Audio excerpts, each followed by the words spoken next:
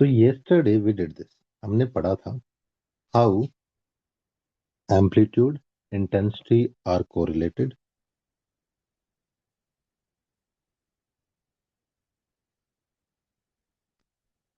Second, So we'll discuss the paper, right? yeah, we'll discuss paper, but first I'll finish this topic because this was the last of topic from yesterday. Yes. Okay.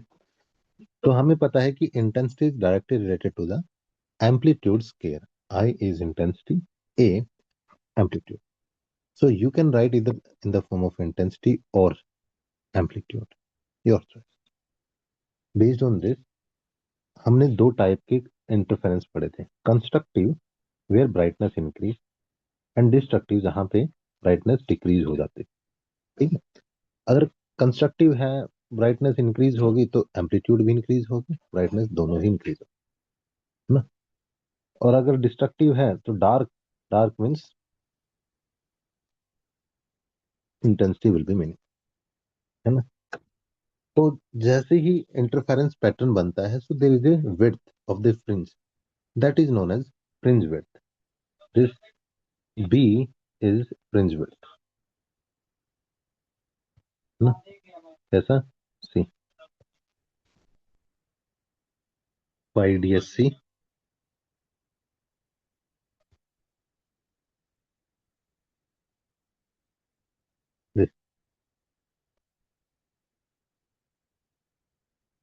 So in this YDSC, you can see the width between the two bright fringe and dark fringe remains same. तो वो gap same ही रहेगा. वो जो that is beta fringe width, and this beta value is fixed whether you take constructive or destructive interference. Correct? Constructive or destructive interference width in both cases exactly same. Light dark, light dark, light dark. Correct?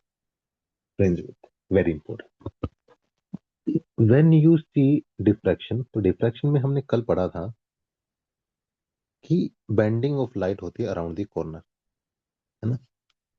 In this bending of light जो central fringe है, central band, central fringe, वो double होता है normal का. It means 2 lambda D by D. One thing, जो height है, जो amplitude है, हाइट, वो डिक्रीज होती रहती है. एम्पलीट्यूड विल डिक्रीज, है ना.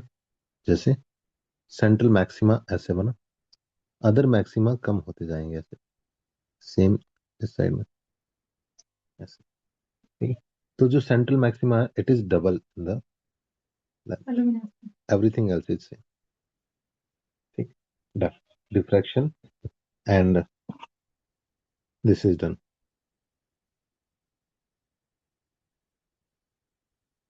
आगे बढ़ते हैं. पोलराइजेशन. पोलराइजेशन से नीट 2025 में भी क्वेश्चन आया था. क्वेश्चन इजी था बट देख के एकदम डर लग रहा था कि क्या है. Come to this. Polarization means when you have unpolarized light moving in all the direction and you pass through some glass, some kind of glass. So it will have direction in one particular area. तो जब unpolarized light polarize हो जाए with the help of some kind of special glass, this glass is known as Polaroid. यही same चीजें हमने hello alkene hello arrange में भी study की. वहां पे हमने देखा है कि जब अनपोलराइज लाइट पास होती है पोलरॉइड से तो वो पोलराइज बन जाती है. फिर उसके दो ऑप्शन है. अगर वो लेफ्ट में बेंड करेगी तो लीवो रोटेटरी, और राइट में बेंड करेगी तो वो डेक्स्ट्रो रोटेटरी हो जाता. Correct. Example, bending of light toward the right, this is dextro rotatory.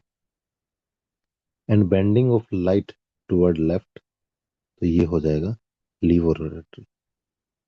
Any doubt? यही तो था इसी का वर्जन. तो अब हम बोल रहे हैं कि whenever you have some intensity of light, जब पोलरॉइड से पास करेंगे तो इसकी इंटेंसिटी रिड्यूस हो जाएगी. When we are passing through the Polaroid, some kind of glass, तो glass will cut all the light और सिर्फ एक ही डायरेक्शन बचेगी, that is polarise, plane polarise light. Anybody have doubt in this?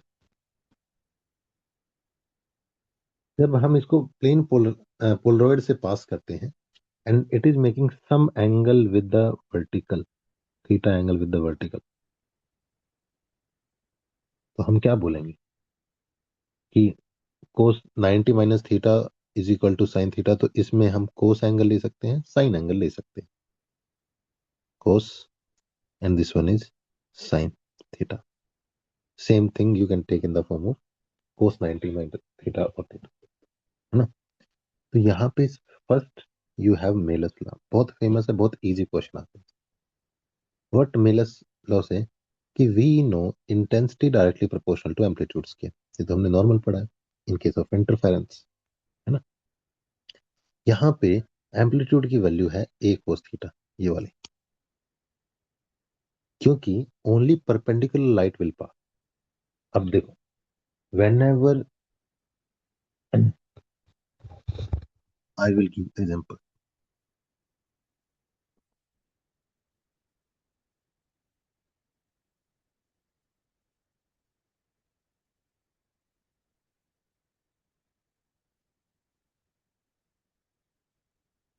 मैं एक एग्जांपल देता हूँ.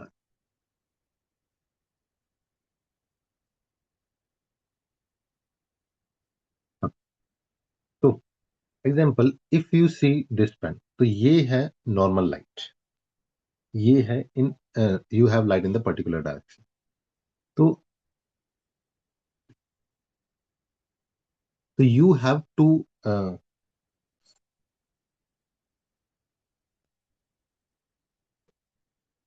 so you will have two component of this light. One is the vertical component, another will be horizontal component, है ना. Vertical component will pass through the polaroid and horizontal component cut हो जाएगा. तो Polaroid की यही property होती है, that's the property of the Polaroid, कि वो सिर्फ एक ही प्लेन को जाने देता है, रिमेनिंग को कट कर देता है ना. It will allow only one plane, और सारे बचे हुए कट हो जाते हैं. कोई डाउट इसमें? और यही कॉन्सेप्ट है पूरे पोलराइजेशन टॉपिक में. Polarisation means light was moving in all the direction. जब वो किसी, मान लो ये ऐसे है surface, if it pass through this, तो क्या होगा, सिर्फ यही वाला पार्ट पास होगा ना. अगर ये वाला होता तो कैंसिल आउट हो जाता इधर से.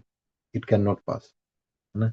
ये पास नहीं हो सकता, ये पास नहीं हो सकता, only this part can pass through this. समझ में आया अच्छे से? किसी को कोई doubt? Yes, sir. Anybody have question in the polarisation? Yes, all of you understood? Bapli, yes. Chandana, yes. Rishikesh, yes. Anvita, yes. Manan, yes. Almost all of you. ठीक. बस याद रखना कि दो ही पार्ट होते हैं, कि प्लेन पोलराइज्ड लाइट का मतलब होता है कि light will pass through the surface, ऐसे only one plane, all other will be cancelled out.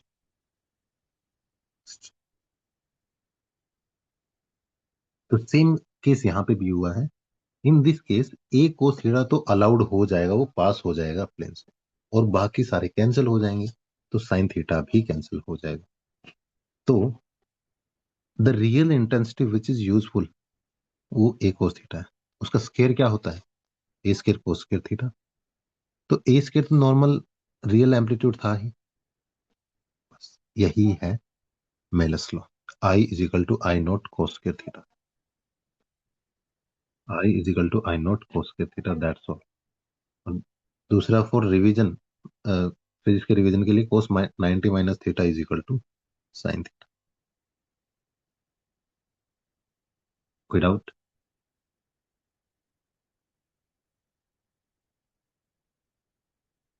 अब तुम्हें लग रहा होगा कि सर इससे तो question. Only this much. I could I not cos square theta. Yes, that is Malus law, that's enough. I'll show you a question.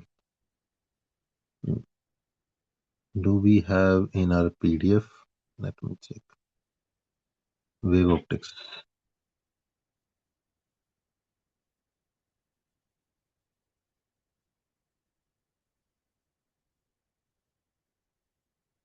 Motion waves,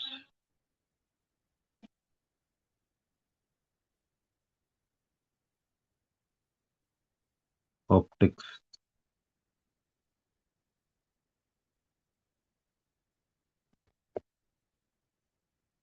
इसमें question नहीं है। आई ऑफ द स्क्रीन तुम WhatsApp में मिल जाए। Optics,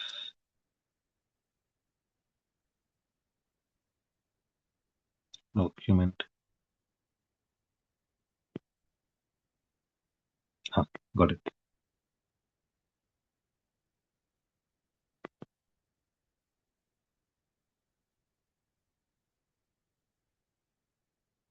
Look at this question.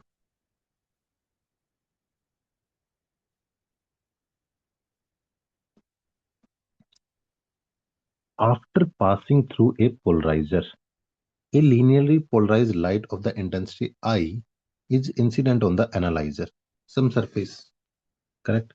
Making an angle theta with the polarizer, correct? Intensity of light emitted by the analyzer will be. यहाँ पे Malus law apply करना है and I is equal to I naught cos square theta होगा। Tell me what is your answer? Sir, option D, 3I by 4. Cos 30 value is root 3 by 2, so its square will be 3 by 4. Done. Option D. बस इतना ही question था। नहीं, 2022। Make sense? Yes, sir. That's all. You have angle. Angle हमें दिया है, initial incident है I, done, खत्म। Final क्या होगी? I is equal to I naught, this is like I naught, खत्म। इतना ही था, ठीक है। Next.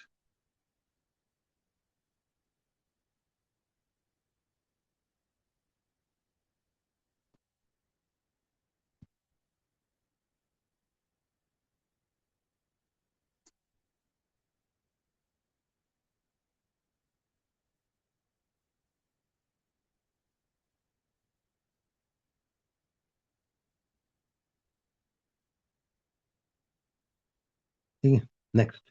If you add one more polariser, तो if in first case cos theta part is going, तो सेकंड पोलराइजर को अगर 90 डिग्री पे रखोगे तो जो वर्टिकल कंपोनेंट की जगह हॉरिजॉन्टल कंपोनेंट ही पास होगा, अपोजिट साइड पास होगा। I'll tell you again what I am trying to convey. See, if I have this plane polarized light and I have analyzer और polarizer like this, तो ये वाला part ऐसे पास हो जाता है, करेक्ट? बट अब मैं एक और एनालाइजर ले रहा हूँ, I am taking one more Polaroid, but now in the vertical direction like this.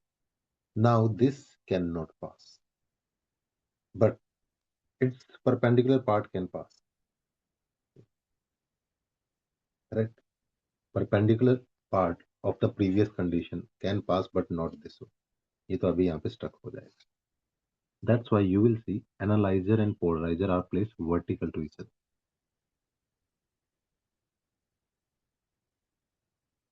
ठीक है, analyzer and polarizer are placed vertical to each other. That's why in first case हम cos theta angle ले रहे हैं ऊपर वाला, but in second case I am taking sin theta part. Any doubt? Hi guys, hello everyone. Welcome to my channel. This is Demo Messi Good Media Sleep Biology Educator and your niche counselor expert. तो आज हम बात करेंगे team universities की जिनमें कोई It is your mic is on.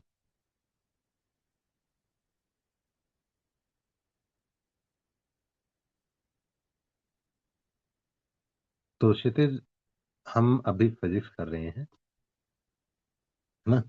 और physics के क्वेश्चंस, तो I would suggest you to do revision of the photosynthesis. ठीक है, क्लास में रह सकते हो बट इसको वॉल्यूम लो कर दो और फोटोसिंथेसिस कंप्लीट करो and update me after some time, after 1 hour. Okay, sir. Everybody understood, guys, why we are in this reaction, why you are taking this part? Because cos 90 minus theta means sin theta. अगर first case में हम vertical component ले रहे थे, that was cos theta, second case में हम horizontal component लेंगे because this is place at 90 degree, तो sin theta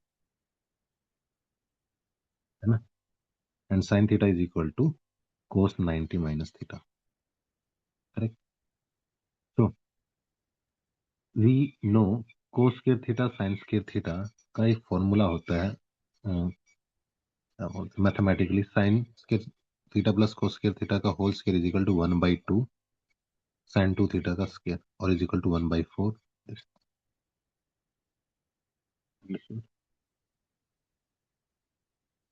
Any doubt? So your final formula is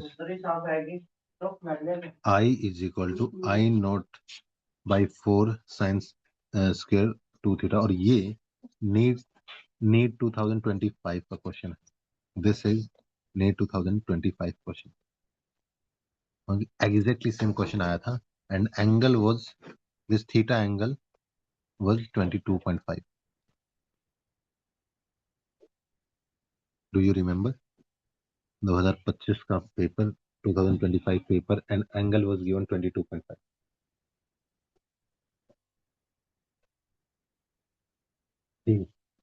you are asking कि Did सर you आपने, discuss the whole 2025 paper? I didn't discuss physics and chemistry part, I have to. Okay.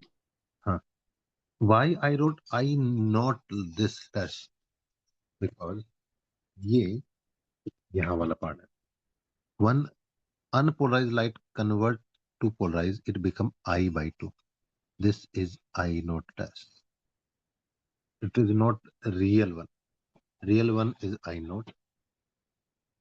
After Polaroid, it is I naught dash or half of the previous one. Every time it reduced by half. जब भी light को cross करोगे polariser से तो half हो जाएगी. बड़ा simple सा है. Every time it reduced to half when passed through this. अगर पोलराइड 1 से पास करोगे फिर से हाफ हो जाएगी, तो this will become I naught by 4.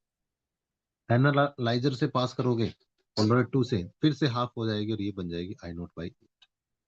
Any doubt? First time I naught by 2, second time I naught by 4, third time I naught by 8. Any doubt guys? Late me show you question. Look at question number 40, 2017. Two Polaroid P1 and P2 are placed in perpendicular to each other. मैंने बोला था कि दोनों जो polariser होते हैं वो एक दूसरे के परपेंडिकुलर रखते हैं. पहले का हाथ सीधा था, फिर मैंने लैंडस्केप में कर दिया, है ना, समझे? तो they are perpendicular to each other. Next, unpolarised light की intensity is this. When incident on the first polariser, a third polaroid is kept P3 in between P1 and P2 such that angle is 45 degree. Okay. With respect to P1, what will be the intensity through the P2? तो total 3 Polaroid थे, एक P1, एक P2, एक P3. अगर यहाँ पे intensity थी I note, after first one it will be I naught by 2, after second one I naught by 4, after third one I naught by 8.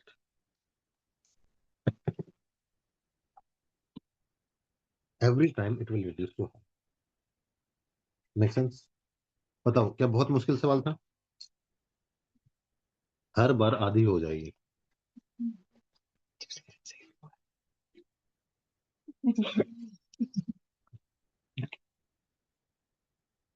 क्या बहुत मुश्किल सवाल था कि हर बार ये हाफ होती जाएगी.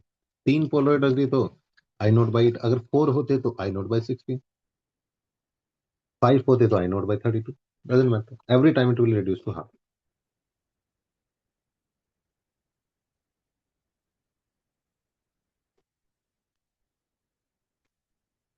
How was this question, guys? Good. Same formula is given here. You can see here I naught by 4, I naught by 8. Malus law, I is equal to I naught cos square theta. After Polaroid second, if you calculate total intensity I naught by 4 sin square 2 theta. अब ऐसे क्या लिखा है? If theta value is 45, तो sin 2 theta की value कितनी होगी? Sin 90. Sin 90 value is 1. Sin 91, it means sin square 90 will also be 1. तो ये पूरा तो हो गया 1. It is I naught less by 4. और ओरिजिनल का कितना है ये? ओरिजिनल का I naught by 8. ना same thing I wrote here. If it is I naught, ये कितनी हो जाएगी? और ये एक और पोलराइजर बीच में रखा हुआ था, तो उसके बाद तो इसको भूल जाओ क्योंकि ये कंफ्यूज कर देगा आपको.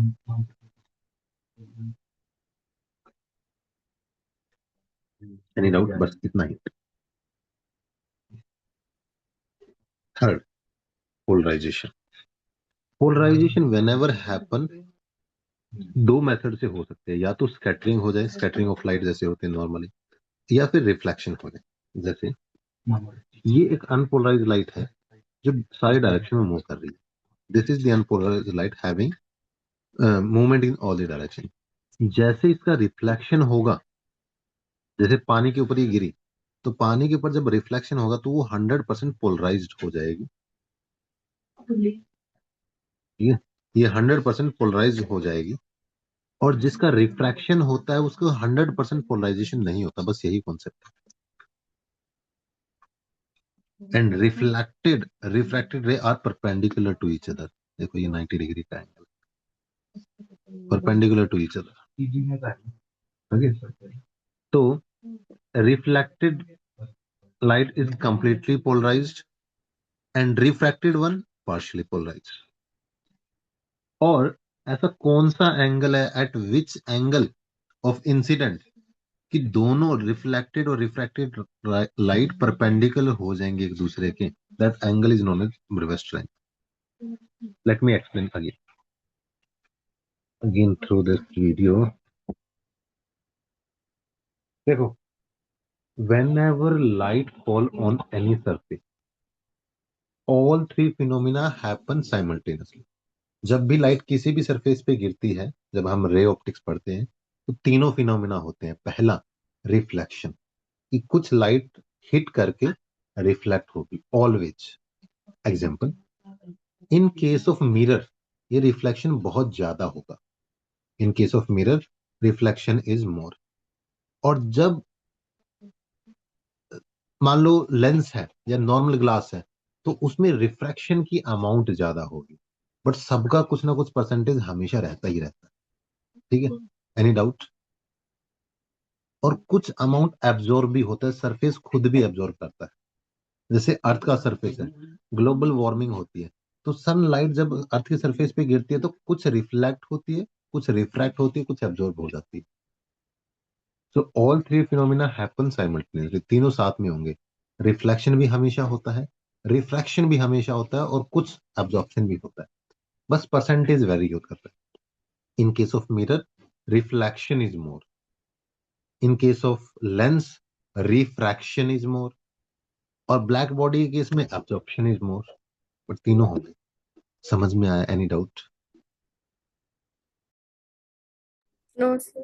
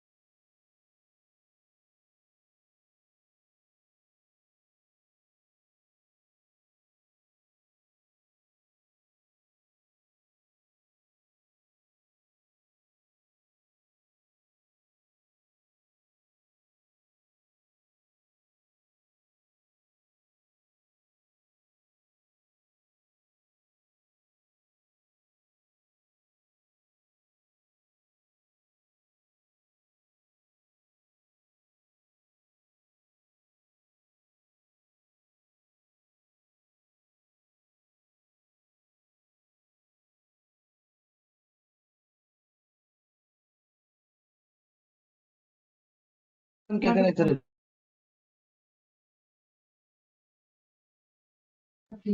समझ में आया गाइस सबको? All of you understood this concept कि reflection refraction absorption occur simultaneously. तो यहाँ पे भी यही होगा, जब पोलराइजेशन होगा तो रिफ्लेक्शन 100% पोलराइज्ड, और रिफ्रैक्शन में कुछ पोलराइजेशन होगा और कुछ नहीं। Second, when we talk about the Brewster angle, तो what is Brewster angle? Brewster scientist ने बताया था कि if polarise light hit on the some incident angle, उसी को ब्रेविस्टर एंगल बोलते हैं।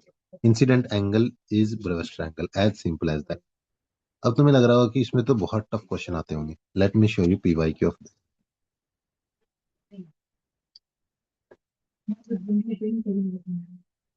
Anvita, 2024 NEET question. Unpolarized light beam strike a glass surface at Brewster angle. Then reflecting Reflected angle partial 9. D. reflected light completely polarized and refracted light partially polarized. Done.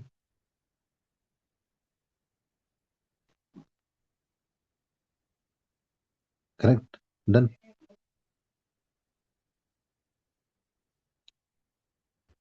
Look at this. We said same thing. कि reflected light 100% polarized, refracted partially polarized. तो अब क्या होता है? जब भी whenever there is a incident angle, there will be 90-degree angle between reflected and refracted, some R angle IB, total value will be equal to 180 degree.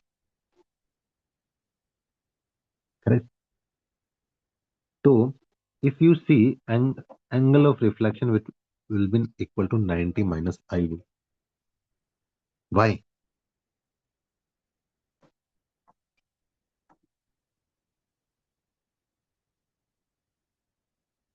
In this case, if you see Brewster law, तो होगा क्या? Both light are perpendicular to each other and it follow Snell's law. हमने बोला था whenever there is a refraction,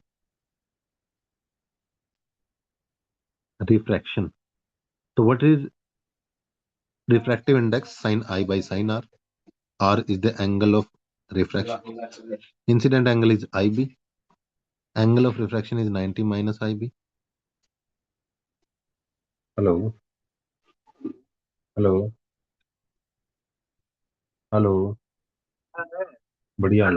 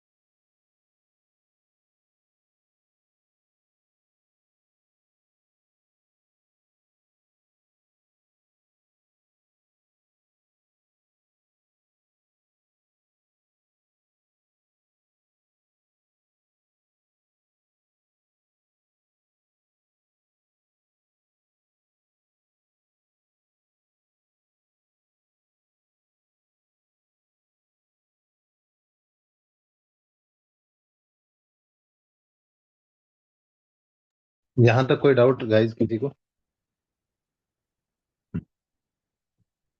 तो sign 90 minus आई B और sign 90 minus theta होता है कोस थीटा, जो हम ऑलरेडी डिस्कस कर चुके हैं।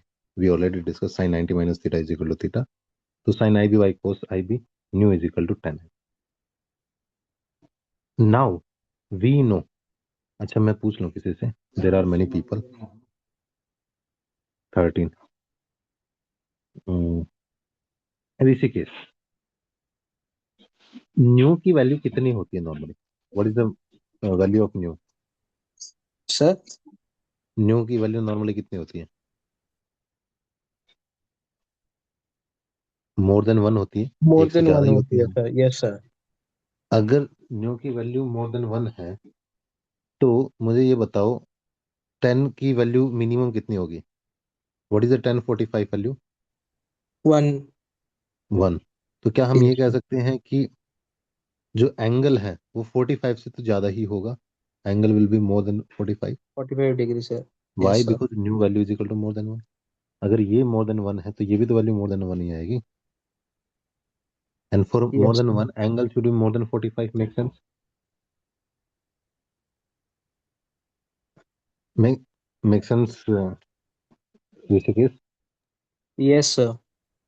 आदित्य, क्या यहाँ पे एंगल जो आई बी एंगल है वो 90 डिग्री से ज्यादा हो सकता है? ये नॉर्मल है, हम सारे एंगल नॉर्मल से मेजर करते हैं। ये फ्लैट सरफेस है, इंटरफेस। तो क्या ये आई बी एंगल 90 से ज्यादा हो सकता है? No sir. मैक्सिमम वैल्यू 90 ही है। यस। तो can we say based on this equation, पहले तो ब्रेविस्टर लॉ बहुत important, mu is equal to 10 I B. इसके बेस पे क्या हम ये बोल सकते हैं कि जो एंगल है theta, it will be greater than 45 because mu value is more than one, and less than 90 degree, क्योंकि 90 से ज्यादा तो हो ही नहीं सकता। Make sense? Anybody have question guys तो पूछो। जो ये एंगल है, थीटा क्यों लिख रहा हूँ मैं, आई बी लिख देता हूँ, आसान रहेगा। ब्रेविस्टर एंगल ना, आई बी। तो जो ब्रेविस्टर एंगल है तो ये 90 से कम होगा एंड 45 से ज्यादा। Anybody have question in this guys कि why I B value is more than 45 and less than 90? इसमें किसी को कोई डाउट हो? नो सर ब्रेविस्टर एंगल किसे कहते हैं, थोड़ा फिर से बता दीजिए सर। ब्रेविस्टर एंगल का मतलब होता है जब भी polarized light unpolarized light fall करेगी, ये एकदम ऐसा ही बिहेव कर रहा है जैसे नॉर्मल सरफेस के ऊपर रिफ्लेक्शन में होता है। रिफ्लेक्शन में हम क्या देखते हैं कि there is incident light fall on the interface, उसमें reflected ray, there is some reflection, some refraction, है ना? देन तो जो एंगल ऑफ इंसिडेंट होगा इसमें वही है ब्रेविस्टर एंगल। तो पोलराइजेशन का जो मेजर कॉन्सेप्ट है वो ब्रेविस्टर ने एक्सप्लेन किया था, दैट्स व्हाई फोर्सफुली हम इस इंसिडेंट एंगल का नाम रखा है Brewster angle. Any doubt? Okay yes sir, got it. ठीक है। दूसरा ये कि ब्रेविस्टर एंगल में जो न्यू की वैल्यू है, रिफ्रैक्टिव इंडेक्स की वैल्यू, वो mu will be equal to 10 I B, Brewster angle का 10 थीटा। कोई डाउट?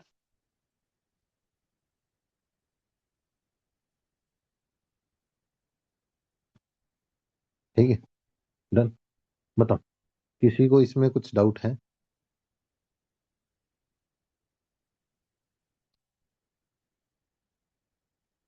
अगर नहीं है तो प्रतिज्ञा मुझे नेक्स्ट क्वेश्चन का आंसर बताओ। Brewster angle 2020, Brewster angle I B for interface should B.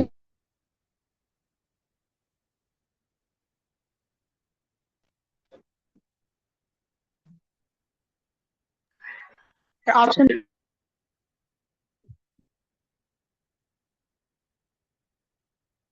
अब बताओ, बहुत मुश्किल क्वेश्चन है। नहीं एक और कर लेते हैं this question. Aditya, unpolarized light is incident from air of the plane surface of the material of refractive index mu. वही same Brewster angle. At particular angle of incident, Brewster angle, it is found that reflected and refracted rays are perpendicular to each other. ये Brewster के case में होता है. What is the criteria in the Brewster angle? Reflected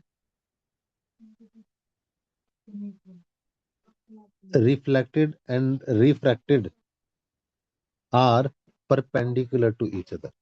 Correct? For Brewster angle, both reflection and refraction are perpendicular to each other.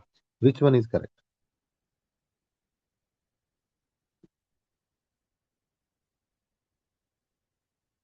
Look at this.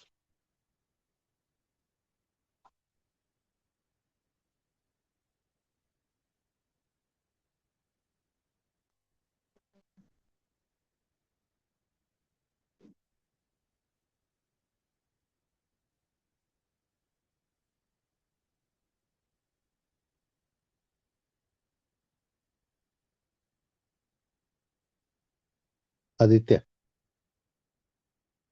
Yes, sir. क्या answer आएगा?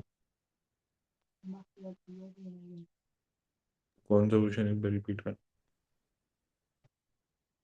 B. क्यों? Because यहाँ पे if you take this equation 10 other side में मिल जाएगा, तो 10 I will be equal to 1 by mu. तो ये तो रॉन्ग इक्वेशन है because we know mu is equal to 10 theta. ठीक है, एनी डाउट? तो सी तो डेफिनेटली रॉन्ग. साइन तो यहाँ पे इश्यू ही नहीं है, वी टेक 10 थीटा ओनली. तो C and D you can eliminate by using this method. Okay, next. Reflected light is polarize. ये स्टेटमेंट एकदम सही है Aditya. Yes. And with its electric vector perpendicular to the plane of incident. अब अगर मैं कोई भी, डू आई हैव स्पेस? हाँ, अगर ये इंटरफेस है and this is the incident light, this is normal, can I say कि यहाँ पे this is the incident angle, Brewster angle, तो reflected light will be perpendicular to this and refracted light will be perpendicular to this. So maybe there is possibility if it is 45-degree angle, this can be perpendicular to this, or reflected and refracted are perpendicular to this. ये तो पक्का sure. Make sense?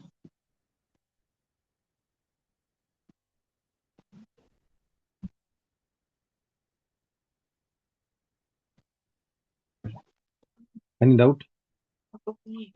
तो parallel तो नहीं हो सकते ना कोई भी वे में. It is never parallel to each other. Correct Aditya? कोई doubt? Reflected No, sir. Is polarized and reflected is not sorry, यहाँ पे reflected is never parallel to the incident light, right? ये तो नहीं हो सकता at least.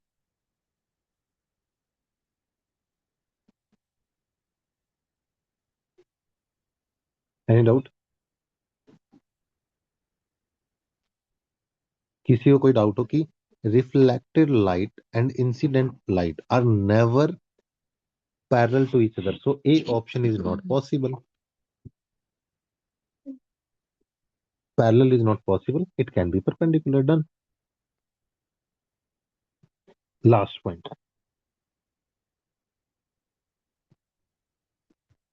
Next, interference, diffraction and polarization. ये तीनों एक्सप्लेन करते हैं कि लाइट की वेव नेचर होती है. Interference, diffraction and polarization explain what is the wave nature of light. ठीक है, example when we say polarization, तो पोलराइजेशन लाइट वेव ही शो करती है, कभी भी साउंड वेव शो नहीं करती. साउंड वेव भी तो अल्टीमेटली वेव ही है. Sound wave never show polarization, दो वो भी वेव है. उसका कारण क्या है? क्योंकि साउंड वेव लॉन्गिट्यूडनल होती है, ऐसे मूव करती है आगे पीछे ऐसे। बट जो ये वेव है वो ट्रांसवर्स है, ट्रांसवर्स मतलब ऐसा। तो only transverse nature explain polarization behaviour, कभी भी साउंड वेव शो नहीं करती पोलराइजेशन। डन। और ये है शॉर्ट रिवीजन पोलराइजेशन का, पूरे पोलराइजेशन का, कि whenever light pass through the polarizer तो इंटेंसिटी हाफ हो जाती है, करेक्ट। सेकंड, जो इंसिडेंट इंटेंसिटी हम ओवरऑल निकालते हैं इंसिडेंट के कंपैरिजन में, वो साइन स्क्वायर 2 थीटा की फॉर्म में होता है। Any doubt? अगर थर्ड पोलराइजर हम देखें उसके बाद इंटेंसिटी इतनी हो जाएगी, if if angle theta is 45, correct. Polarization में देर आर टू नेचर, एक तो स्कैटरिंग हो सकती है और दूसरा रिफ्लेक्शन रिफ्रैक्शन हो सकता है। अगर रिफ्लेक्शन होगा तो complete polarization, if reflection partial polarization, है ना। और ब्रेवेस्टर लॉ ये बोलता है कि जो न्यू वैल्यू है is equal to 10 IB incident angle, क्योंकि mu value is always more than 1, तो 10 IB value will be always greater than 45। Done.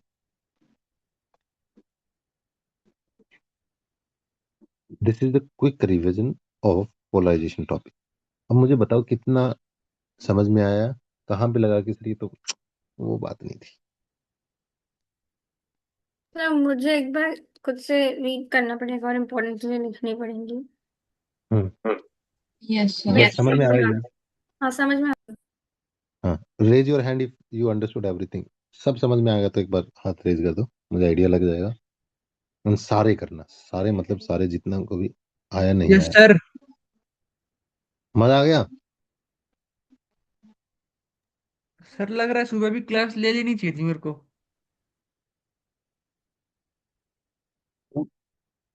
क्योंकि बात पता क्या है, ऐसे मजाक के लिए नहीं साहिल, कई बार हमारा एक परसेप्शन होता है कि कोई चीज इतनी मुश्किल है तो वो तो करनी ही नहीं है।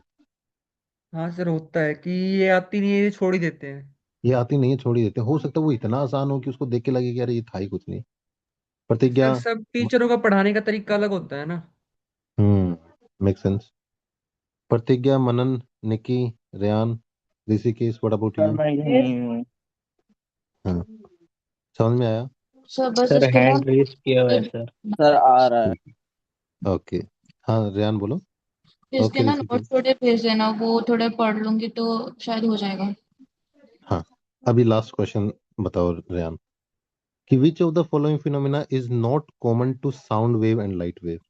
पोलराइजेशन, एग्जैक्टली, क्योंकि से बिकॉज इंटरफेरेंस हो रहा है, डिफ्रैक्शन। इंटरफेरेंस डिफ्रैक्शन तो सारी वेव नेचर वाले शो करते हैं। तो साउंड वेव भी तो वेव ही अल्टीमेटली, तो साउंड में भी तो डिफ्रैक्शन होता है ना। वो कॉमन फिनोमेना तो सारे। कोहेरेंस मतलब कोहेरेंट सोर्स, कि दोनों की नेचर सेम है तो हम स्टडी कर सकते हैं एक साथ, we can study together. Done. तो these are all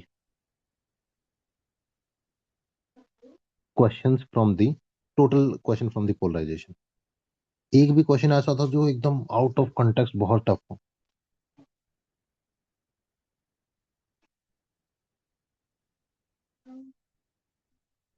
sir Any of the question you felt it was very difficult or out of the box?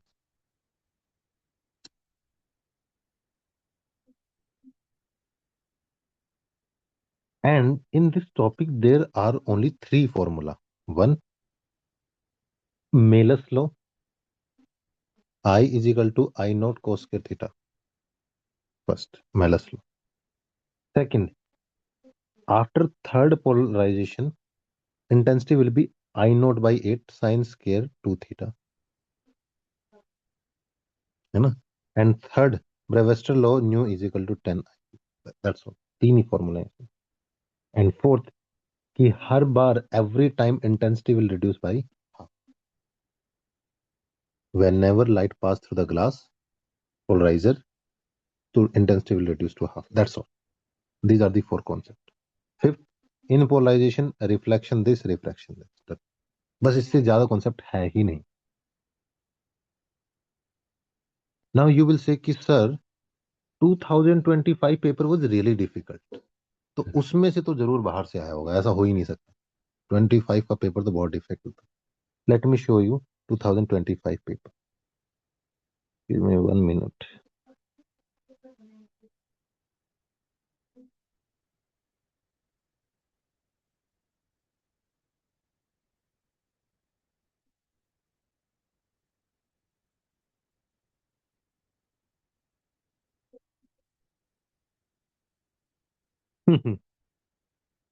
Unpolarized light beam traveling in air is incident on a medium of refractive index 1.3 at brightest angle. Then दो question आए थे polarisation. Solve this question. Just give me 1 minute.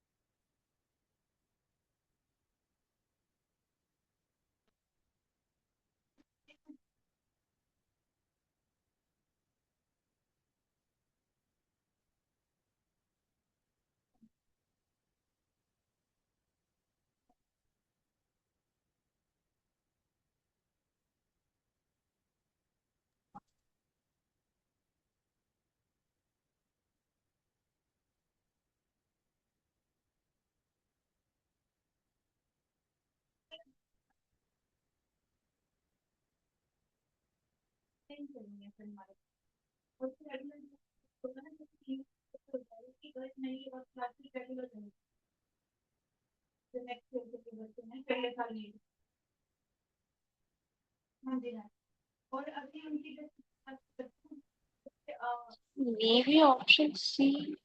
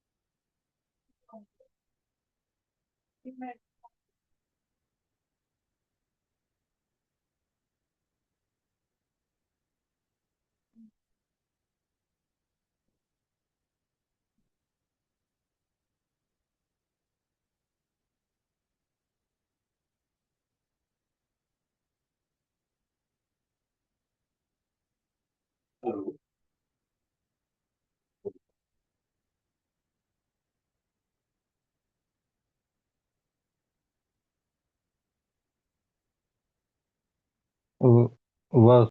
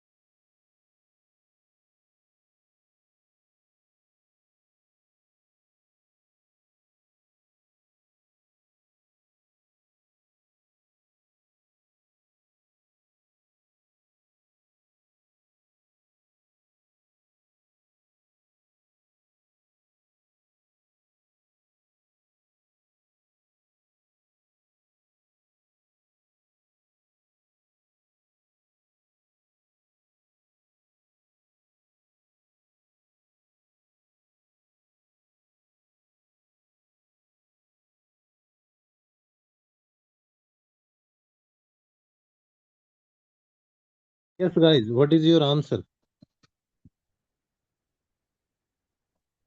किसी ने answer नहीं लिखा? Sir option C. Option जी, C. yes. Sir तब Hmm? मैं बोली थी पर आप सुन नहीं पाए शायद। हाँ, हो सकता है। Where is pen? Just give me one pen.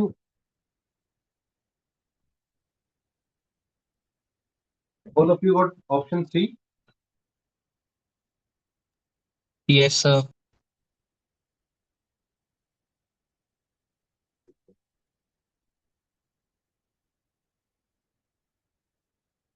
अब देखो, अब ये तो अन्विता तुम लास्ट ईयर थी, चंदना यू वर देयर, कि हमने सेम ही नोट्स पढ़े थे, राइट? 2025 नीट से पहले, right? Yes sir. Now tell me, this is 25 paper, and if you look at this unpolarized beam light travel with this, so new value is 1.73, correct, is equal to 10 theta, and uh, uh, under root 3 value is equal to 1.73, correct, and 1060 value is equal to under root 3. Make sense? So can we say when we know nu is equal to 10 theta and it is equal to 1.73, 10 theta, and 1060 is equal to this, so theta will be 60. So both reflection and transmitted light perfectly polarized wrong. Transmitted light completely polarized wrong, because transmitted light means refracted. Transmitted means refracted. Wrong. Reflected light is completely polarized, correct?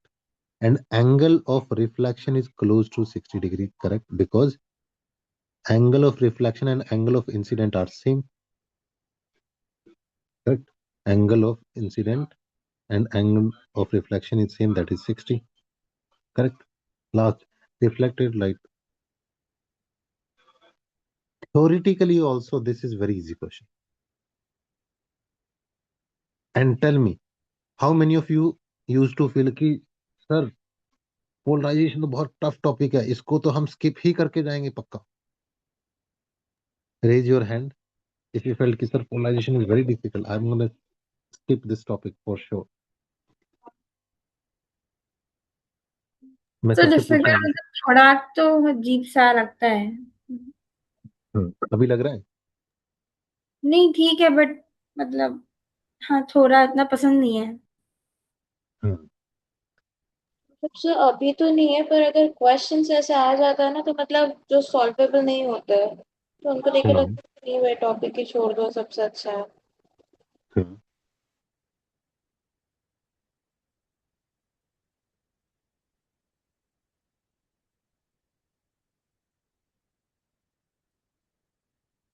अब इसी का जो लोग बोले थे कि difficult question है, वही है सी, सेकंड क्वेश्चन।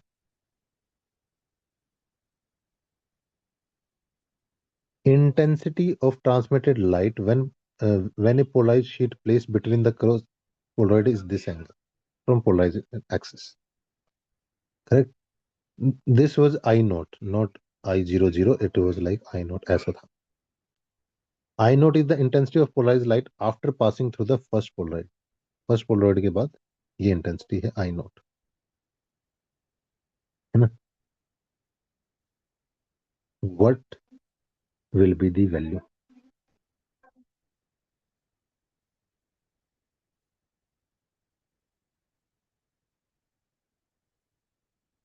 करेक्ट? तो I is equal to I naught sin square 2 theta, correct? I is equal to I naught, sorry, I naught by 4, my bad.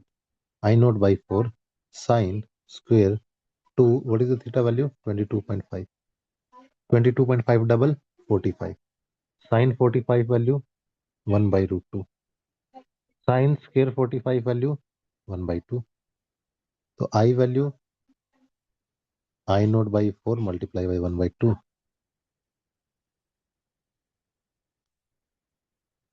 क्या बोलोगे? डायरेक्ट फॉर्मूला बेस्ड क्वेश्चन है।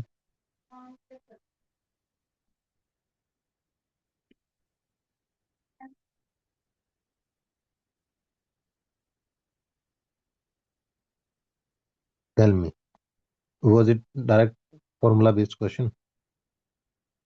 ये I note starting से लिया इसलिए आई note by 8 लिखा है, but actual में जो फॉर्मूला था, real formula was this: I is equal to I naught dash 4 sine square 2 theta after second polaroid. यही क्वेश्चन था,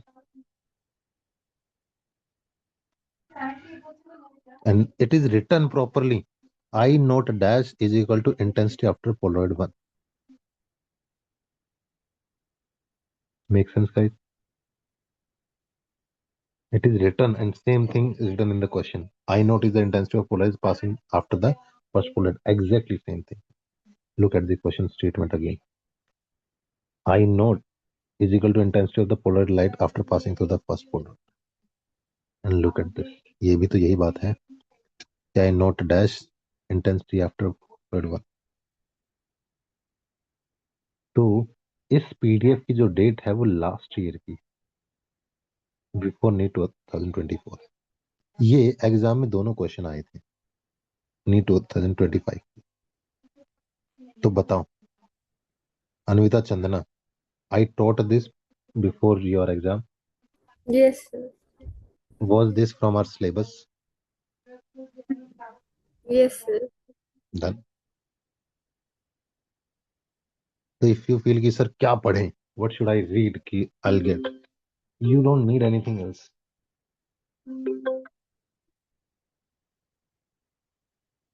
Trust me, you don't need anything else. These notes for polarization is more than sufficient. और कितना time लगा हमें? How much time we took for this? Correct? Done. So that was all about this topic. And your full wave optics part is done. Sir ये notes भेज देना group में। बिल्कुल भेज देंगे। तो tell me guys, how are you feeling? Because now I'll start the question of the paper. Rishikesh, yes sir. कैसा लग रहा है? हाँ सर ठीक लग रहा है, लेकिन सर वो पहला वाला टॉपिक तो मैंने अटेंड नहीं किया था ना सर। पहले वाला टॉपिक नहीं, पोलराइजेशन तो अभी हमने जीरो से शुरू किया। हाँ यस सर, ये ठीक लग रहा है सर। इससे मतलब क्वेश्चन भी, कोई भी क्वेश्चन ऐसा लगा जो बहुत out of the no sir, context. ऐसा तो नहीं है सर। देन शौकीन, आदित्य, हाँ जी सर। कैसा लगा ये टॉपिक? सही है सर, अभी करूँगा दोबारा बैठ के एक बारी दोबारा रिवाइज। तो पहले की कोचिंग में किया था अच्छे से? नहीं सर, मैं तो सुन ही पहली बार रहा हूँ ये ब्रेस्ट एंगल वगैरह। लेकिन सुन के ऐसा तो नहीं लग रहा कि पता नहीं क्या खतरनाक चीज थी? शुरू शुरू में लग रहा था सुन के, फिर अब तो नहीं है, अब तो ठीक लग रहा है। ठीक है। देन रेयान। चलो, बढ़िया था सर टॉपिक तो। हम्म। तो अभी तक जितने क्वेश्चंस के मतलब इतना तो टफ लगा नहीं है। पता नहीं FYQ कैसे होंगे, पर होप सो के अच्छे होंगे। होपफुली, बिल्कुल। निर्जला, यस सर। क्या कहोगी इसके बारे में? लाइक सर, मैंने भी नहीं सुना था पहले, बट फर्स्ट टाइम जब मैंने फर्स्ट क्लास ली थी आपने, उसमें भी यही पढ़ाया था। ये शायद तीसरी बार है जो मैं आपसे ये पढ़ रही हूँ ये टॉपिक, तो इसलिए अब तो बहुत ही अच्छा हो गया है कि ठीक है। ठीक है। Manan, yes sir. कैसा लगा?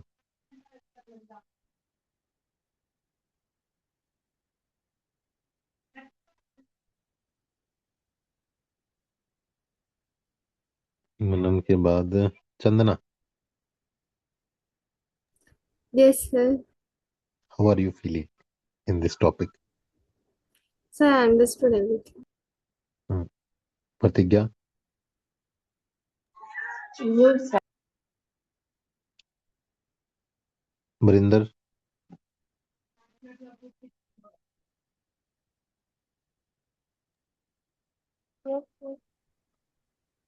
कैसा लगा? अच्छा। हाँ। अन्विता, मैंने तुमसे पूछ लिया था या नहीं पूछा था? पता नहीं। हाँ शायद, पता नहीं। मैं बता भूल। दो फिर, कैसा लगा ये टॉपिक पढ़ने के बाद? ठीक है, खुद पढ़ना पड़ेगा एक बार। वैसे समझ तो में आ ये गया, बट वो खुद पढ़ना पड़ेगा। अब ये टॉपिक ऐसा है गाइस कि if you give just 5 minute now, this topic is done, and if you leave this, then no use of last 1 hour. तो इसलिए मैं कह रहा हूँ कि whatever I teach in class, just revise this part and just revise for 5 minutes, because I revise in today's class 2-3 times ki okay, this is the polarization and these are the final notes. Done. Three formula: Malus law, Brewster law, and after third polarizer what is the value? Done. Nothing else. Correct? Correct. See, I is equal to I naught 4 sin square 2 theta. Done. That's all. And if we can revise this in 5 minutes, imagine we are securing one question, but last time two questions. And people are saying कि अरे ये तो बहुत tough होता था, physics का paper तो बहुत ही ज्यादा टफ था. Why I ask every day 3-4 times? So you realize कि things are not so difficult. We should have proper plan. Topic done. Come to the paper.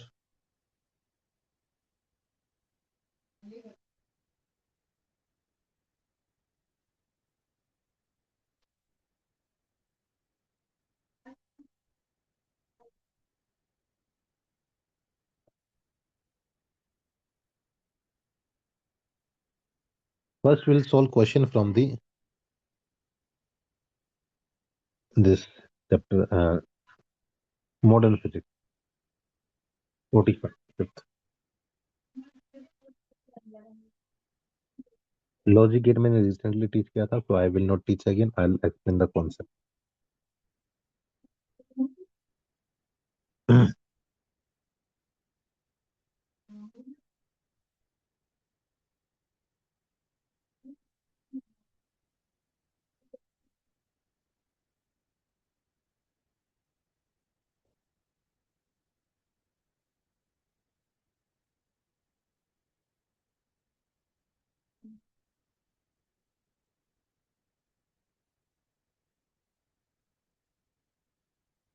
Anybody got answer for this question?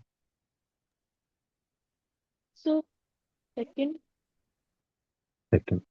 देखो, अगर हम a की value 0 रखें और b की value भी 0 रखें, तो b का not it will become 1, a का not it will become 1.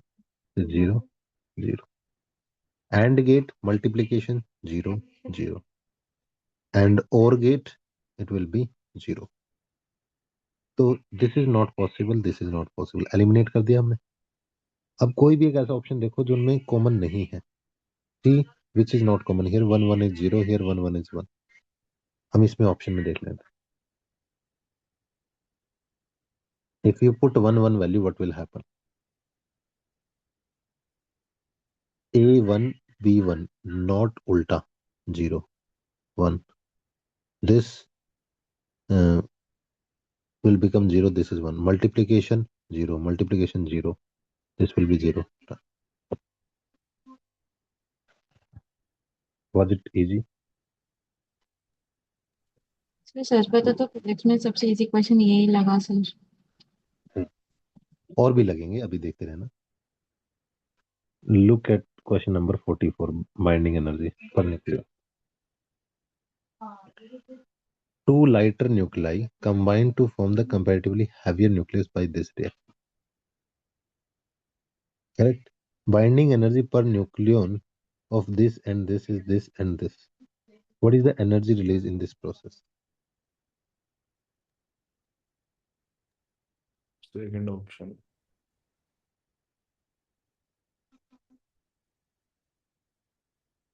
Second option. This is binding energy per nucleon. For one nucleon, if you say product minus reactant, product is 7.6, reactant is 1.1. This is the difference of the binding energy one for one nucleon. What will be the value? 6.5. Correct. यही तो difference है for one nucleon. For one nucleon, how many nucleon we have here? 4 nucleons.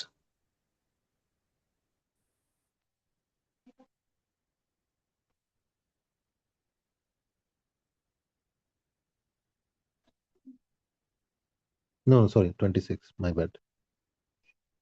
Any doubt?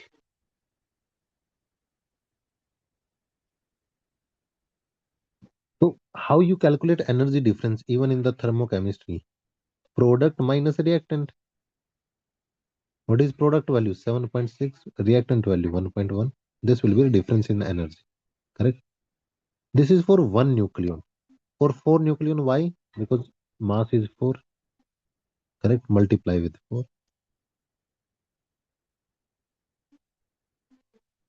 Understood? Tell me guys, ये question really बहुत difficult था? No, sir. Then look at this question. Dual nature of matter. Threshold frequency of a metal is this. When light frequency of double frequency is incident on the metal surface, maximum velocity come out is v1. When frequency of incident light increase, then maximum velocity will be v2. What will be their ratio? Two equation that we have to calculate v1 v2 ratio of maximum velocity. So we know kinetic energy is equal to energy minus work function. Correct. For one metal, work function is always fixed. Metal is same, so work function in both the condition will be same F. Correct. So kinetic energy here will be half mv square is equal to energy minus work function. This is formula, simple formula. Now write two time. First time half m, velocity is v1, v1 square is equal to energy of incident h nu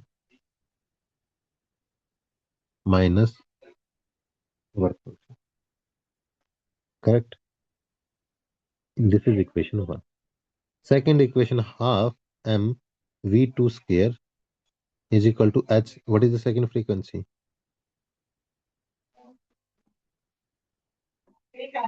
Any doubt?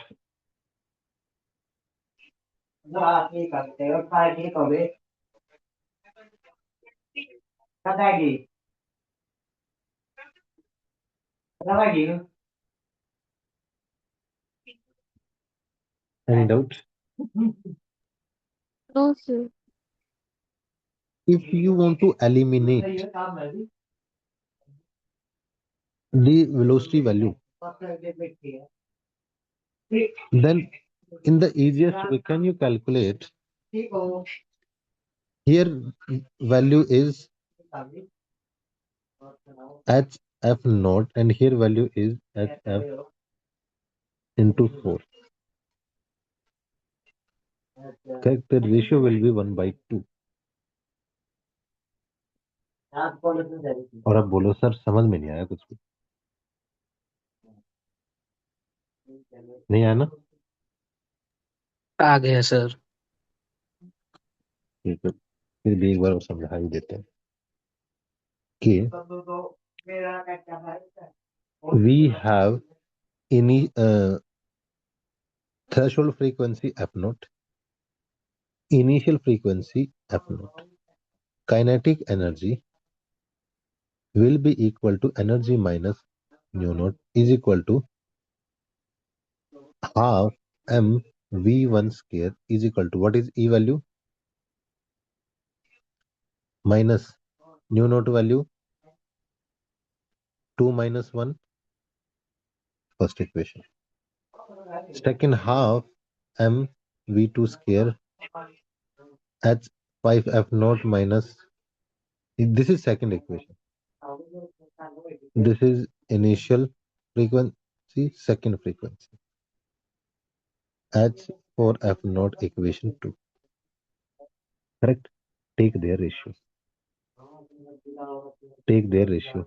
Half m cancel, h cancel.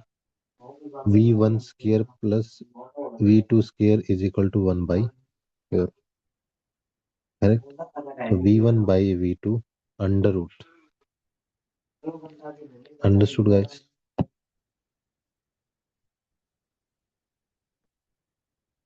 Now tell me, was it really difficult? No, sir. Modern physics हमने अभी recently की. If you have any doubt, let me know. 1 second, sir. Sure.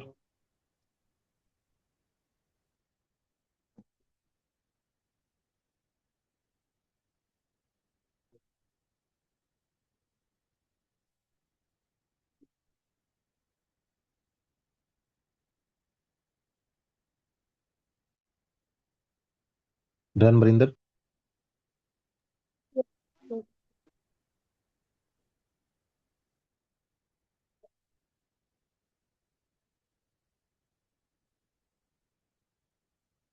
Next. Atom. Energy of helium ion in the first excited state A will be in electron volt. Ground state already given. Minus this. Can we say Sir, energy option in 4. Z square by N square?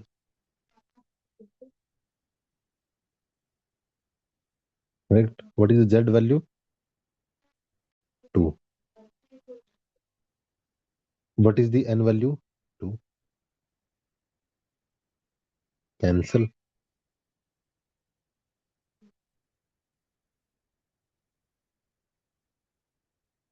Tell me, guys, how is the question? Easy, medium or tough? I told you, जितना हमने पढ़ा है, whatever we studied, अगर उसको ध्यान से करोगे तो आदत बन जाएगी करने की, तो अच्छे क्वेश्चन होंगे. और अगर उसको इग्नोर करोगे कि अरे नहीं होगा physics, trust me, then it will never happen. Sir इधर तो फर्स्ट एक्साइटेड स्टेट पूछा है, अगर सेकंड या थर्ड पूछा तो अगर सेकंड एक्साइटेड स्टेट हो गया तो इसका मतलब एन की वैल्यू 3 है. थर्ड एक्साइटेड स्टेट हो गया तो एन की वैल्यू 4 है. एक्साइट हो गया ना तो एक एक्स्ट्रा. ग्राउंड स्टेट है तो 1. बताओ.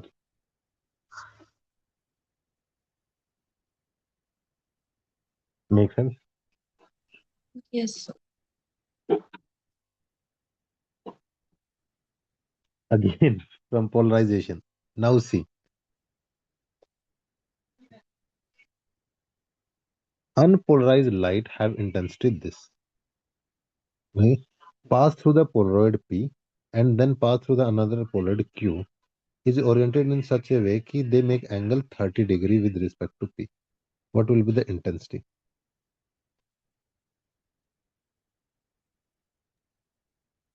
सर ऑप्शन 1 लग रहा है sir. Malus law I is equal to I naught cos square theta. Correct? Initial sir option intensity is this 4. by 2 because after one polarizer. Cos square theta value cos 30 value 1 by root 3 by 2 cos square 30.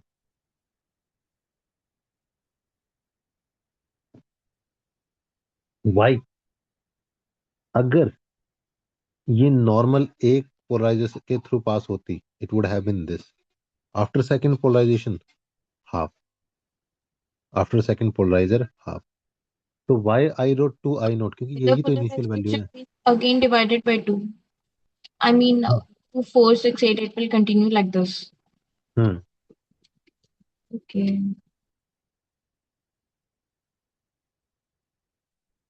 अगर if we had, अगर हमारे पास सिर्फ एक ही polariser होता,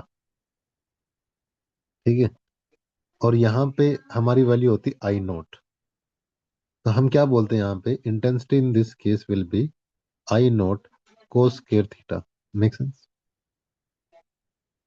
कोई angle होता, अगर एक, if we put one more polarizer, एक और रख दिया, तो अब क्या हो गया, इंटेंसिटी कितनी रिड्यूस हो जाएगी.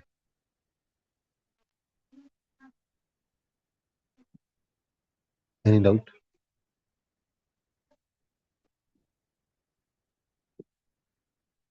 तो यहाँ पे प्रॉपर वो हो गया और यहाँ पे इंटेंसिटी पहले की कंपेरिजन में हाफ हो गई। अब बस डिफरेंस ये है कि यहाँ पे जो इनिशियल वैल्यू है, initial value given is 2I0, so this answer will be 2I0 cos square theta. This is equal to 2I0 by 2.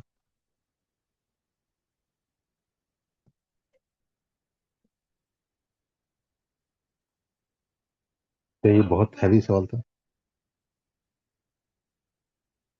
या वही कॉन्सेप्ट था जो हमने अभी पढ़ा है? यस एंड सेम PYQ, हमने भी PYQ डिस्कस किया था ना, exact same PYQ exact, answer was also same, 3/2. This angle was also same, theta 30 degree.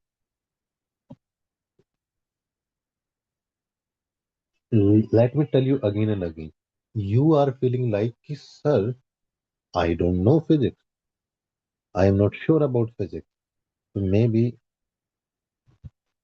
but physics is way easier than what you expect, and in physics you don't need to remember this.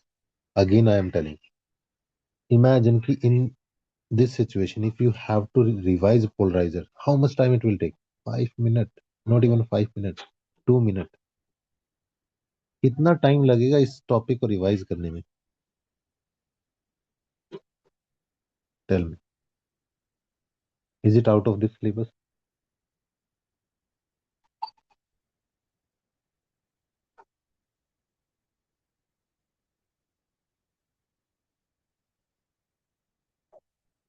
You understood concept, revise this again, solve question. Done. Yes sir. बस मैं तो ये कर रहा हूँ कि process बहुत आसान है, बहुत आसान, डर ज्यादा है, काम कम है, अदरवाइज तुम कैपेबल हो, that's why you are here. 10 घंटे बैठना, sitting for 10 hour 12 hour is not easy, you are sitting, so you are hard working, you deserve this selection, but you have to follow the right process.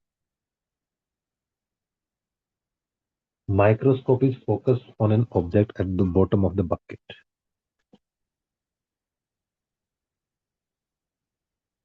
If liquid with the refractive index 5/3, new value 5/3, pour inside the bucket, then microscope have to raise by 30 centimeter. So displacement by 30 centimeter to focus the object. What is the height of the liquid in the bucket? ये बस वही है, वो देखा ना तुमने shift, कि मान लो हमने वी हैव ए स्लैब, यहाँ पे एक इंक का पॉइंट है ना, जब इसके ऊपर हम स्लैब रखते हैं तो there will be shift, it it will be visible here, actually it is here. तो कितना रेज हुआ? 30 सेंटीमीटर। तो you have to, and refractive index is also given, you have to tell what is the final value.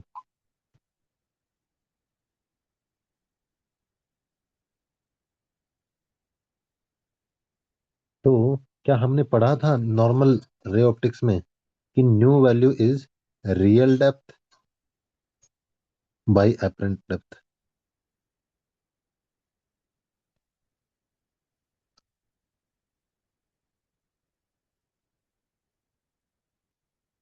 Make sense?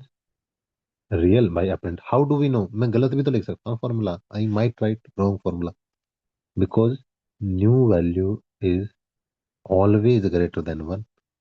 अब now tell me, this is apparent depth, apparent depth, this is real depth, which is greater, RD or AD? RD is greater, है ना, logical है, RD is greater, you can put the value. You have to calculate real depth in this case. What will be apparent depth? Real depth minus shift, real depth minus 30, है ना? Any doubt guys? अगर ये समझ में आ गया, if you understood this, तो करना क्या है इसमें? बस mu is equal to 5/3, real depth you have to calculate, apparent depth real depth में से 30 centimetre, so 5r minus 150 is equal to 3r. 2r will be 150 and r will be 75. ये concept पढ़ा हुआ है ना, real mu value is equal to real depth by apparent depth ना। तो real depth की वैल्यू कितनी है हमें नहीं पता, एपरेंट डेप्थ क्या है वो भी नहीं पता, बट डिफरेंस पता है उनका। तो एपरेंट डेप्थ कैसे, how to find out apparent depth, how to calculate this 30 centimetre, this shift will be equal to real depth minus apparent depth, correct? We can calculate this value is given 30. So can we say apparent depth value will be equal to real depth minus 30? बस वही मैंने रख दिया।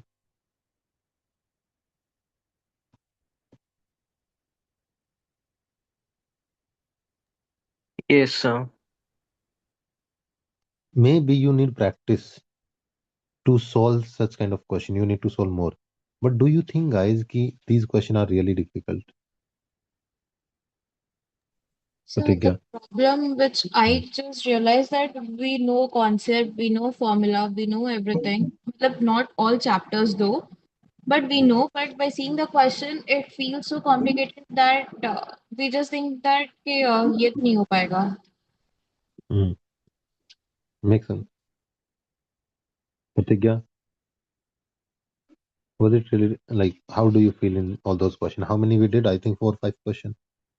Yeah, 6 questions. 6 questions. Logic gate, nuclei, one question from dual nature of matter. Yes, polarization microscope. हाँ प्रतिज्ञा, All are good, sir. all are good. Marinder, where is Anvita? Anvita is Yes. not here. कैसा लग रहा है, easy लग रहा है सब, मजा आ रहा है? पिछले क्वेश्चन तो ठीक थे लेकिन जो ये अभी कराया वो थोड़ा डिफिकल्ट लगा।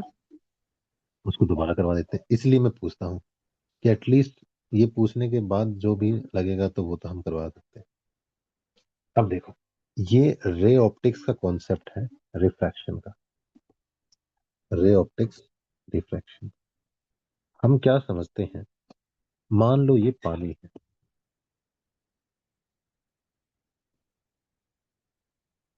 ठीक? और यहाँ पे हमने एक कॉइन रख दिया, और जितना टैंक की डेप्थ होगी तो कॉइन की भी डेप्थ उतनी ही है, इसको हम रियल डेप्थ बोल रहे हैं, ठीक है? मान लो ये है आर,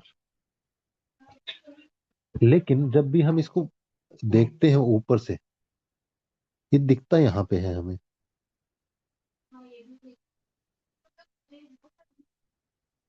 ये एपरेंट डेप्थ है, ये दिखता यहाँ पे है नहीं इधर, तो इसको मैंने मान लो डी बोल दिया। यहाँ तो कोई डाउट वृंदा? No sir. तो कितना रेज हुआ, ये कितना डिफरेंस आया, रेज कितना हुआ, डेल्टा एक्स। डेल्टा एक्स क्या आर माइनस डी के बराबर नहीं होगा? टोटल में से डी को माइनस कर तो ये बच जाएगा, कोई डाउट? No sir. अब हम ये बोलते हैं कि जब भी हम रिफ्रैक्टिव इंडेक्स को कैलकुलेट करते हैं तो उसका फॉर्मूला होता है real depth by apparent depth. हमें कैसे पता चला? क्योंकि रिफ्रैक्टिव इंडेक्स की वैल्यू हमेशा 1 से ज्यादा होती, अगर 1 से ज्यादा होती है तो रियल डेप्थ एपरेंट डेप्थ से ज्यादा ही होगा, इसलिए लॉजिकली सही है। अगर बाय चांस ये कंफ्यूजन होता है कि ये फॉर्मूला आया कैसे, तो वैल्यू तो हमेशा ज्यादा ही है, आर की वैल्यू डी से तो ज्यादा ही है। कोई doubt Barinder? No doubt sir. अब मुझे नहीं पता कि रियल डेप्थ की वैल्यू क्या है, जो एपरेंट डेप्थ है वो भी मुझे नहीं पता, लेकिन मैं निकाल सकता हूँ। कैसे? कि ये मुझे दी हुई है 30, तो मैं क्या बोल सकता हूँ कि R माइनस डी की वैल्यू 30 के बराबर है, 30 सेंटीमीटर, कोई डाउट? तो R माइनस 30 डी के बराबर होगा ना, कोई डाउट? नो तो डाउट R सर। तो सेम है, D की जगह मैं R माइनस 30 लिख सकता हूँ, और इसकी वैल्यू 5/3 दी हुई है क्वेश्चन में, है ना? अगर हमें ये दिया हुआ है तो क्रॉस मल्टीप्लाई कर दो, 3R is equal to 5R minus 150, 150 दूसरी तरफ से लगाएगा, 5R में से 3R गए तो 2R, तो R की वैल्यू क्या आएगी रियल वक्त?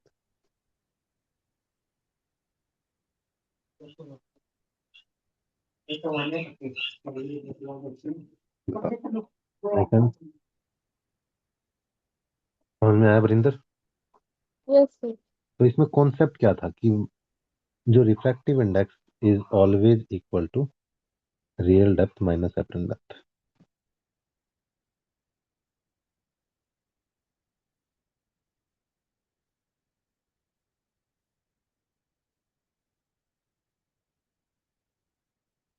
अब कोई डाउट है Varinder? No doubt sir.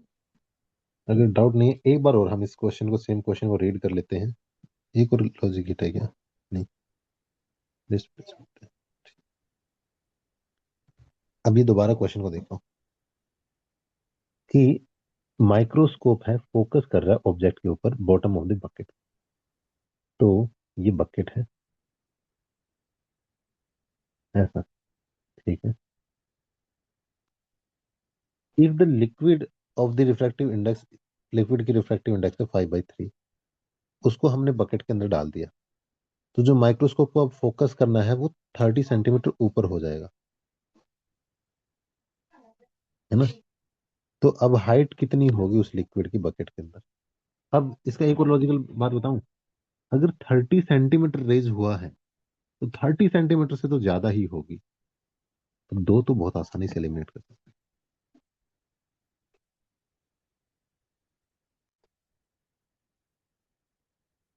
Make sense? उससे तो ज्यादा ही होगी ना, तभी तो इतना रेज हो सकता है वो।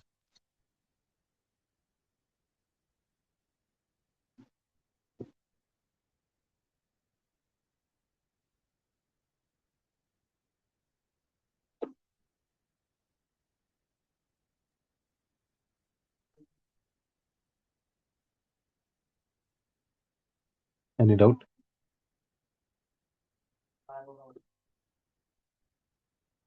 चलो एक बार और एक क्वेश्चन कर लेते हैं, फिर सबसे पूछें कैसा रहा एक्सपीरियंस का। Yes sir. Amplitude of magnetic field in electromagnetic wave in Y axis is this. तो B Y value is this, maximum value of electric field in the electromagnetic wave is,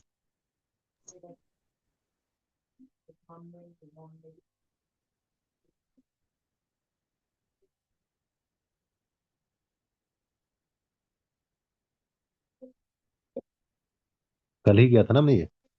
yes sir. Sir option 2 होगा sir.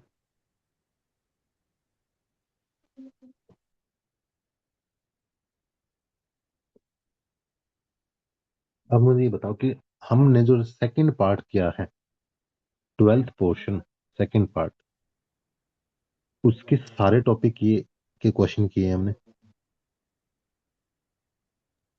कोई भी question ऐसा लगा देख के कि अरे ये तो बहुत ही मुश्किल, देर वर 7 question.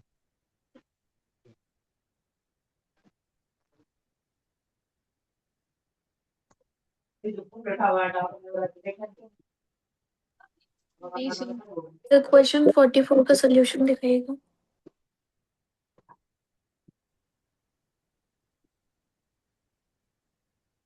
Look at this focus.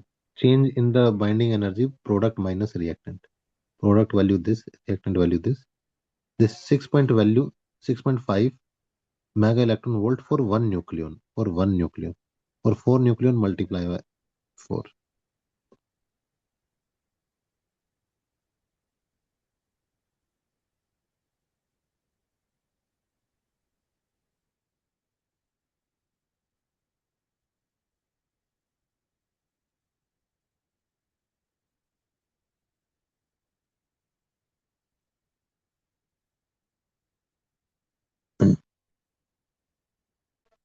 Rishikesh कैसा लगा?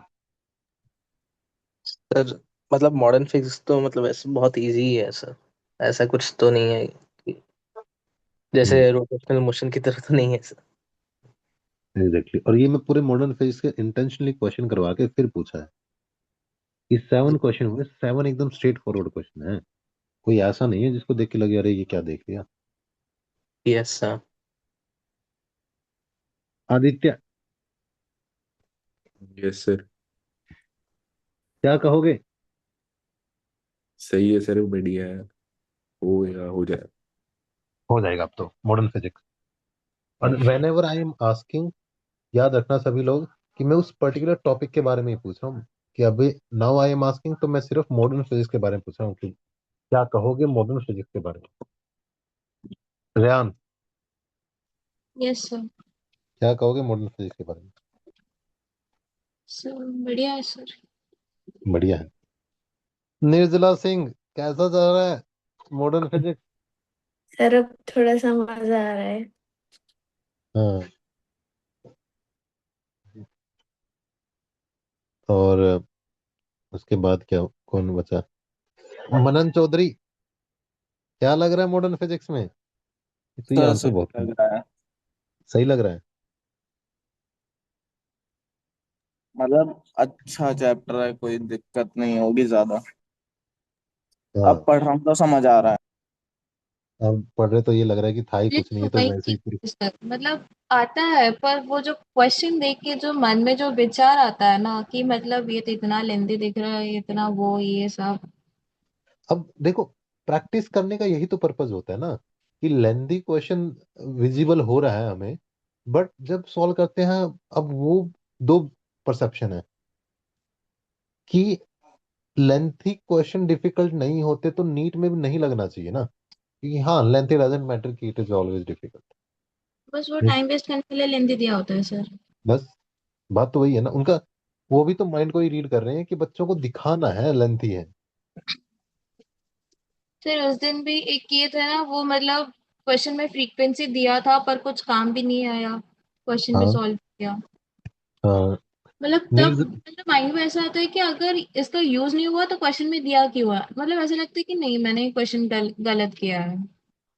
हाँ, ये सेम क्वेश्चन निर्जला के मन में भी है, पूछो निर्जला से। क्यों निर्जला? उसने ही पूछा था ये। हाँ तभी तो। मतलब सर ऐसे सेम। ही करते करते ना, मतलब जो आंसर करेक्ट होता है ना तभी रॉन्ग हो जाता है, ऐसा लगता है कि हाँ क्वेश्चन में दिया है कुछ तो होगा।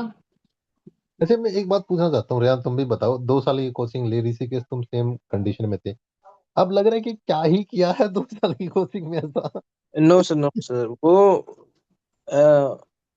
कुछ नहीं तो सर, वो पहले सब कर रहे थे सर। मैं मेरी बात कर रहा हूँ टिल आई गेस सितंबर तक सर। हाँ। एलन के मटेरियल्स थे, ऐसे जो इलेक्ट्रोस्टैटिक्स, इलेक्ट्रिक फील्ड, कैपेसिटेंस, ये सब के मटेरियल्स एलन में 2-3 बार सर पूरा खत्म किया सर। 80 क्वेश्चन ऐसे 2 बार 3 बार मतलब हम्म। शिफ्ट वाइज किए हैं सर। उस टाइम हम्म। तक ठीक था, जब सर वो एक टाइम आया ना सर, वो अक्टूबर मिड स्टार्टिंग में सितंबर लास्ट को कोचिंग उन्होंने बंद किया। फिजिक्स केमिस्ट्री पूरा बंद कर दिया, बायोलॉजी को चलाया अक्टूबर लास्ट तक। Then November December Jan Feb and March 5 months full disconnected sir. फिर उसका यूज ही नहीं हुआ ना अल्टीमेटली। हाँ ये सर, पढ़ा था लेकिन रिवीजन नहीं हुआ। मैनेजमेंट ने तो अच्छे से मैनेज ही नहीं कर पाया था। और मैंने क्या है मैनेजमेंट को कई बार बोला था ये, कि सर, एक, अगर आप, और सबने बोला होगा, ऐसा नहीं कि मैंने बोला था, मुझे लगता है सबने बोला होगा कि 5 महीने अगर किसी के वेस्ट जा रहे हैं ना, तो आप कैसे एक्सपेक्ट कर सकते हो कि वो बच्चे रिजल्ट दे देंगे? जी सर। तो इसका मतलब जो भी बच्चा वहां पे रेगुलर बैच में एडमिशन ले रहा है तो वो तो पैसे वेस्ट कर रहा यस सर। है ना। इससे अच्छा आप फिर क्यों ही ले रहे हो बच्चों को जब उनका एडमिशन नहीं करवाना? 5 month gap is too much. 2 days yes का सर। गैप हो जाता है ना, तो पढ़ाई से ऐसा डिस्कनेक्टेड फील होता है कि अरे क्या आ फाइव गया ये मंथ अचानक। या 5 दिन, मतलब अगर छोड़ दो ना सर मतलब पता चल जाता है। हाँ। सर लाइक अभी अभी ईएम वेस्ट हुआ है और 5 दिन तक उसको ना देखो तो वो फॉर्मूला अगले 6वें दिन नहीं याद आएगा। देखेगा। Yes sir.